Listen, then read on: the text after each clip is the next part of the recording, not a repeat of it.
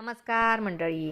Star प्रवाहावरील लग्नानंतर होईलच प्रेम या मालिकेच्या पुढील येणाऱ्या भागामध्ये आपण बघणार आहोत की काव्या ही अतिशय दुःखी मनाने मानिनीला मिठी मारते आणि मनातल्या मनात म्हणत असते की पार्थ, मी तुमच्या माफीची आयुष्यभर वाट पाहायला तयार आहे, मला माफ कराल ना. आणि ती अतिशय दुःखी झालेली असते.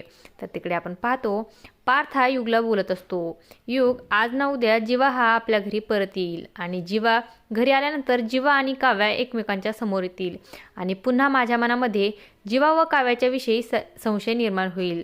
त्या दोघांना मी एकत्र पाहू शकत नाही.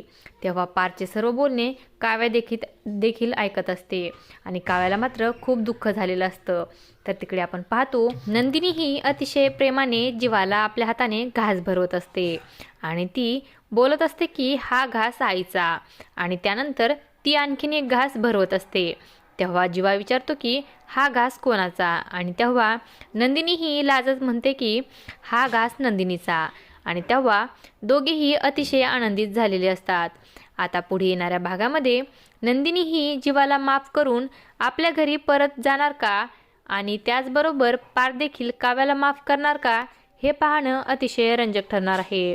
अशाच मालिकांच्या नवनवीन अपडेट्स पाहण्यासाठी आपल्या चॅनलला सबस्क्राईब करा आणि व्हिडिओ आवडला असेल तर लाईक आणि शेअर करायला विसरू नका. धन्यवाद.